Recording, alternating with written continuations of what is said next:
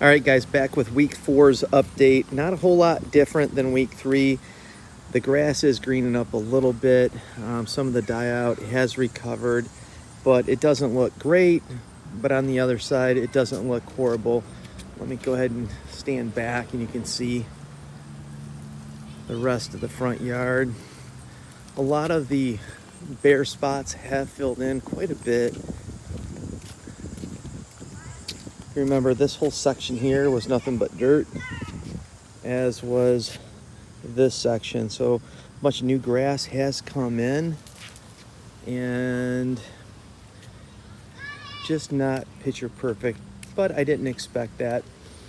So what am I going to do today? I am going to throw down some fertilizer. I've been going back and forth on using either Milorganite or a starter fertilizer again, and I chose to go back to the starter fertilizer just because for the seed, I don't want a whole lot of nitrogen. I want more, was it phosphate or phosphorus, that middle number. And I'm not going to put a full dose. Now, this has only been a month, 4 weeks since when I first put this down per the recommended dose.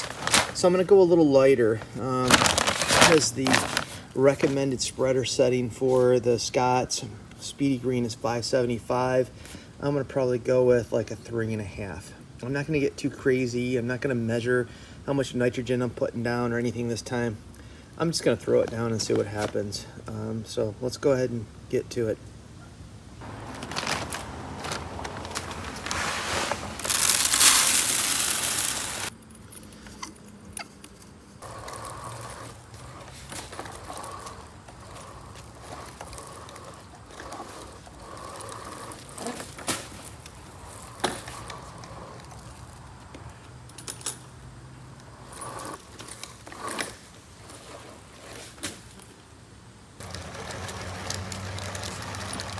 Looks like my spreader just gave up the ghost. I don't know what's going on here,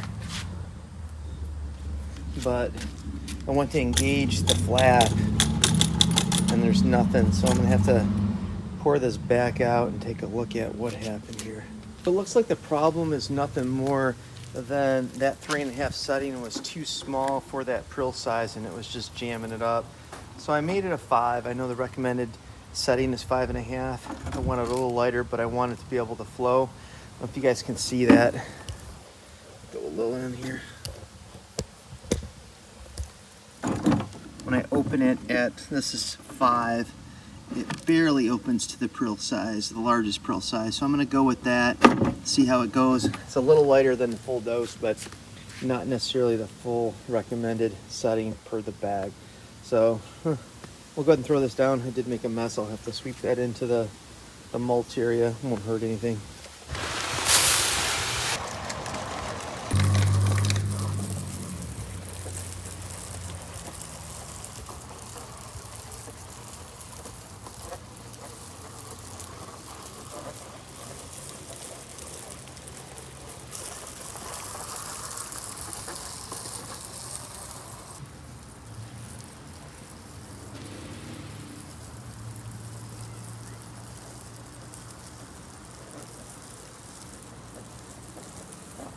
That's week 4. I barely applied any fertilizer, very low dose. I'm gonna go ahead and just kind of push it, try to get some of this, I believe to be fungus, die off and to grow through it. And the other thing I thought was kind of odd is I put a little bit more grass seed back over here on these bare spots, and it like disappears. I don't know if it's, you know, we get a little rain or if the sprinkler's washing it out. I'm gonna throw a little bit more, just anytime I see a little bare spot, I'm gonna put a little bit more grass seed, but I shouldn't have to do that. I'm not sure if it's, again, washing out or if a bird's eating it. I'm gonna have to pick up another bag or 2 of the peat moss, maybe do a little bit of a top dressing just to try to promote this, you know, these bare spots to grow. So that's week 4, guys. Not great, but not horrible. I have some hope that it's going to come back to a respectable lawn by the end of this fall. Then I might be finding myself doing this again in the spring or next fall. So week 4, closing out. Thanks for watching. Bye.